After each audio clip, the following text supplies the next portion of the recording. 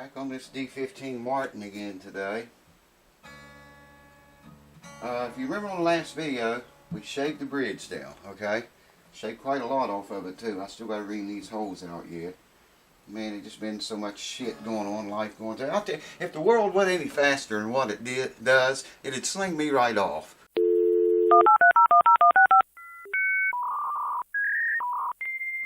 Alright, I got two strings on it. We shaved the bridge, exposed more saddle. I made another saddle already out of a blank that he sent with the guitar and intonated it, just guessed at it, but I can fine tune it if I need to. So with two strings on, it's not going to have the same stress on it as it will have with all the strings on it, okay? So, and I like to, when I'm getting into the ballpark like this, I like to use thousandths instead of 64ths to get it, you know, within the ballpark, and then switch to 64ths because that's what all the guitar companies use. And we are looking at the 12th fret bass E string is 100 thousandths.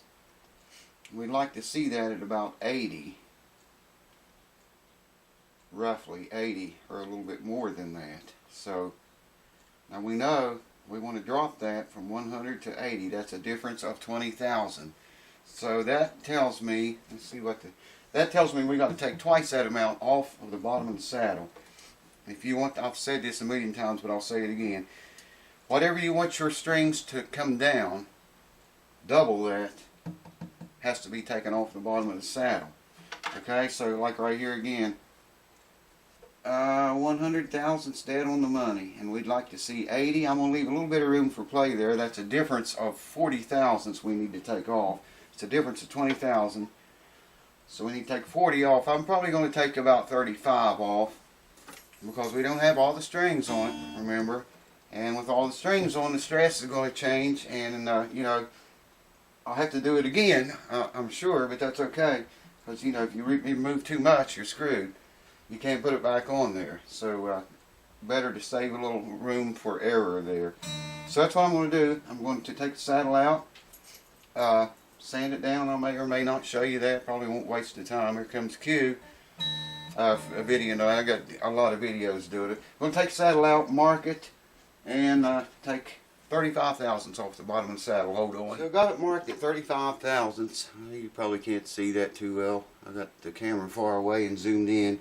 Anyways, you see me do this before. Showed you how I mark it and how I grind him down. You just got to grind it down flat with the surface here. I'm going to grind everything exposed there.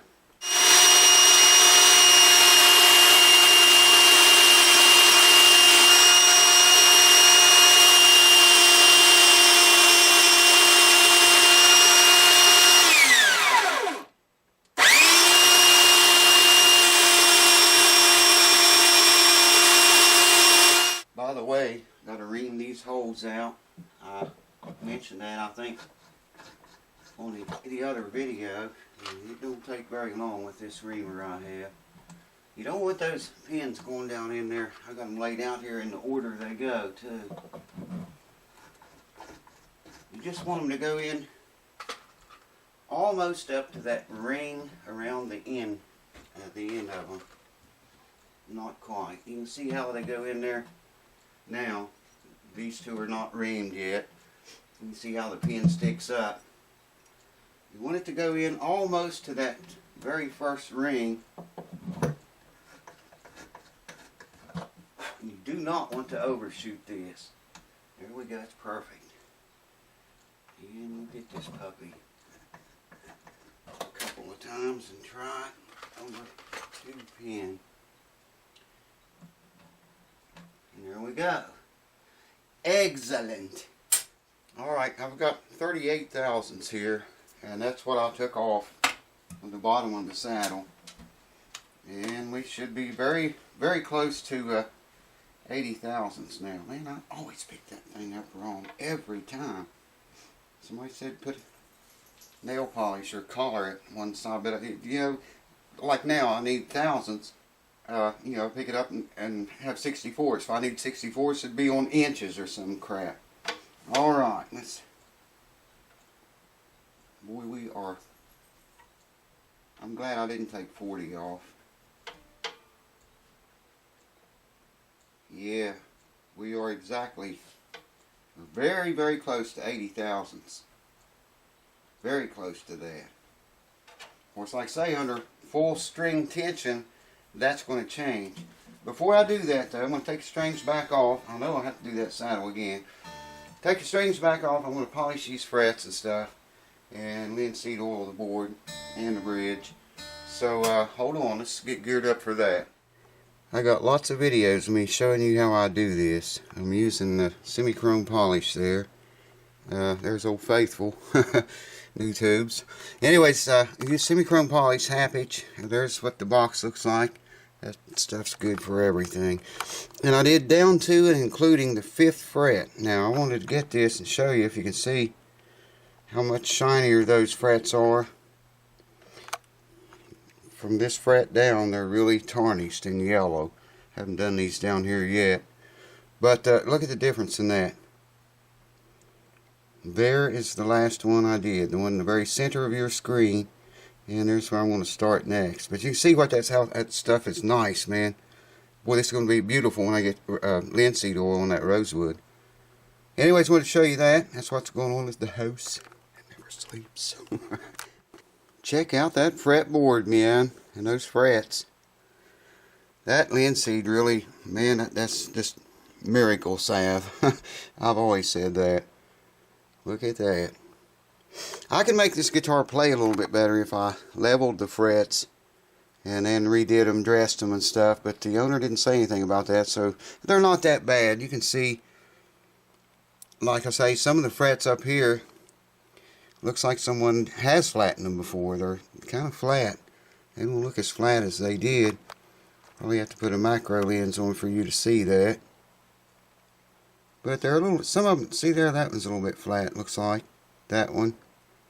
Then when you come all the way on down to the sound hole here, they're not flat. See that? So I don't know. It looks like at some point in this guitar's life, someone did the frets, or half of them. Boy, that is just beautiful, man. Look at that. I used to do everything that I could see wrong with the guitar. I'll tell you this little story. That's why I'm not going to do the frets. It wasn't mentioned. The kid brought his guitar one time. Had a big dent in the top of it. I don't remember where it was at. It wasn't big, but it was noticeable. You drawed your eye toward it. So I fixed it for him. Wasn't even going to charge him for it. He came and picked the guitar up. I said, I fixed that dent for you, man. You can't even tell it was ever there. And he started crying, the guy did. The kid said, oh, dude, he said, my granddad, I think it was his, or maybe it was his father, put that dent in there by accident, but it was like he wanted it left there, you know, to remember him by, to remember it, or to remember the night it happened, something. I can't remember what all he said. But ever since then, I do not fix everything I see wrong with a guitar. I fix what the owner tells me to fix. Learn a lesson the hard way there. Anyways, that's a free, a little bit of free info for you. Hold on. Got her up to pitch again. And I want to check this action should have raised because of more stress on the guitar. And it did. We're back at 100 thousandths again, man. Right where we was before with 2 strings. Anyways, we got it in the ballpark. Yeah. Yeah, we're at 100 thousandths, so we're going to have to take more off of the saddle. But before you can do that, you want to make sure your neck relief is right under string tension. Because if your neck relief is not, if your truss rod is not adjusted exactly where you want it, you know, that can change your string action too. So you want to set that first. Very important. You'd like to see a 12 thousandths on that. Now that truss rod comes all the way back here. I'm going to come down to about the 17th fret and just see what it reads. Oh man, it's shoving the string way up. Let's try it back here on the last fret. Still is. That means we've got to loosen the truss rod. I think that's a 5mm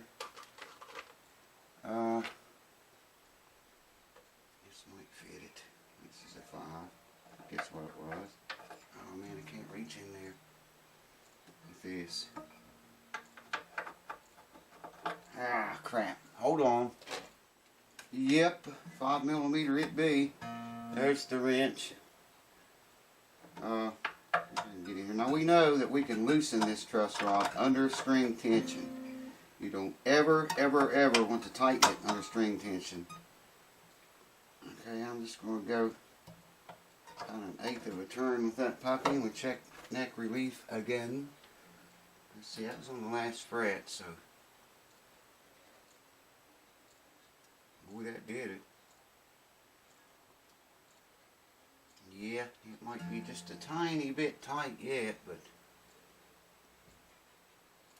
it's got rust on the end of this thing, and that's what you're hearing. I'm gonna leave that there. That's right on 12. That is a 12, isn't it? Yeah. Yeah, but I don't ever recommend tightening the truss rod under string tension. I know people say, "Oh, I did it. It won't hurt anything if you go in little increments." Well, yeah. You snap the head off of one of them, man. It takes 1 second to do it, and then you're screwed. It's too late. When you could have just loosened the strings, tightened the truss up, and tuned it back up. Save yourself a lot of problems. Now, I'm going to check the action again. It's probably going to be even higher than 100 thousandths. It's very high right now. Yeah, it's about 110 thousandths now. We'd like to see that roughly around 90 thousandths for right now. So I'm not going to bore you with all that again. I'm going to loosen the strings, pull the truss rod out. Let's see. I want to see it at about 90 for now. That's 20 thousandths. Take 40 more thousandths off of the bottom of the saddle. So I won't kill you doing that. I'm just going to do it, and I'll bring you back and we'll measure it again. Alright, I took the saddle out, sanded it all down again, ground it down, and had the strings all loose. So we want to check the neck relief again. Man, you check this stuff until you're sick to your gut of doing it. Man, I need a 12. Let's see, where's the 12? There's a 12. And I think I need that on the last fret.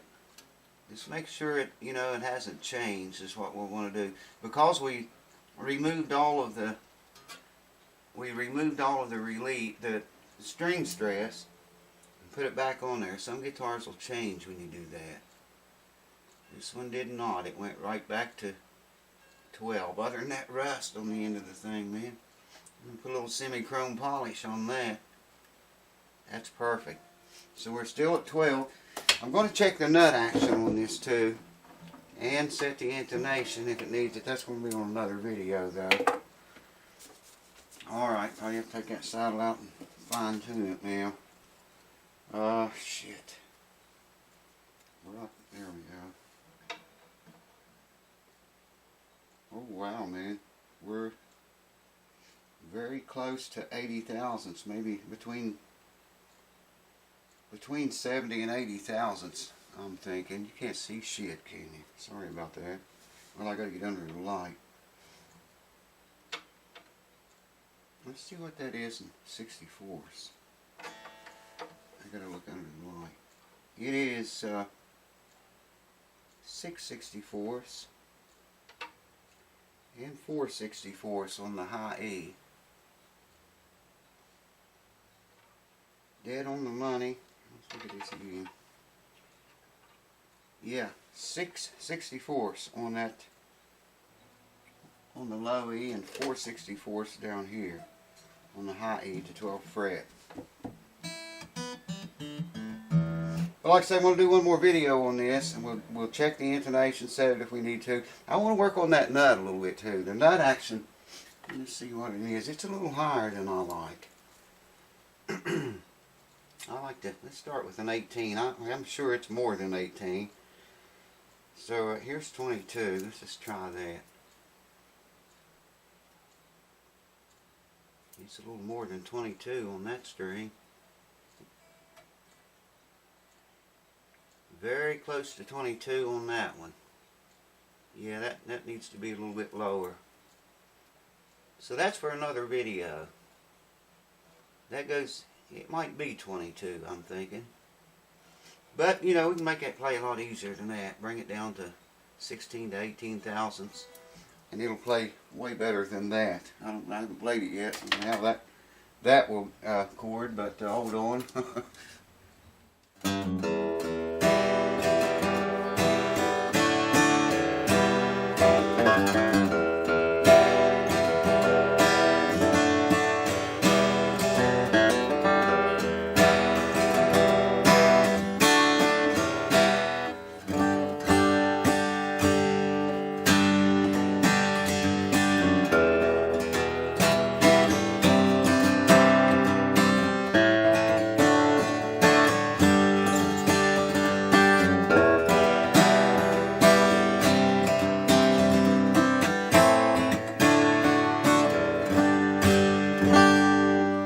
Guitar's got some wicked power and bass, man.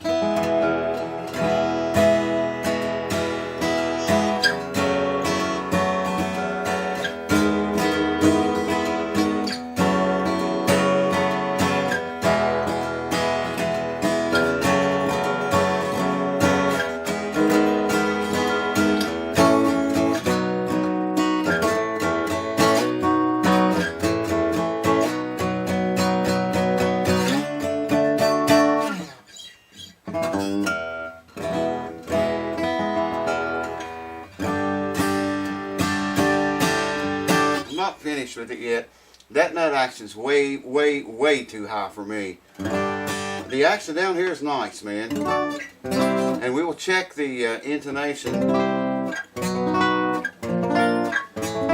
It sounds pretty good, but we'll check it in the next video and fix that nut action. But I figured you'd want to hear it anyway. I can play it now.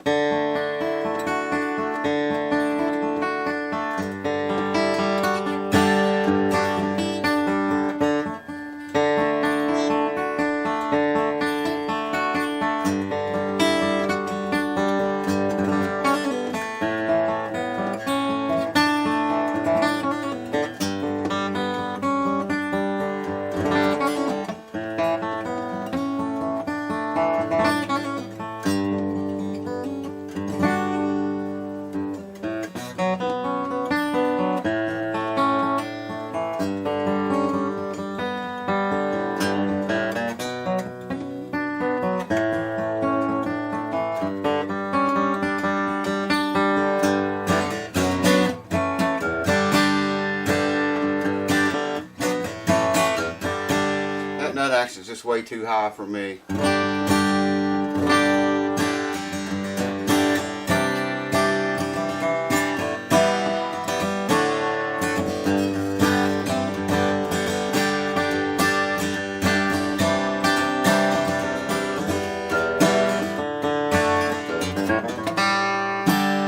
you can hear the power. I hope the cameras get that, man.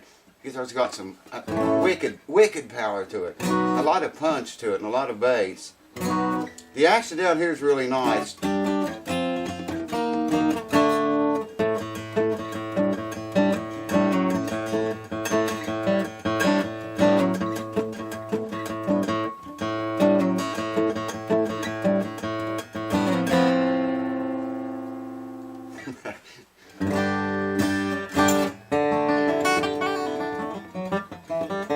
I just can't chord it because the nut action's so high.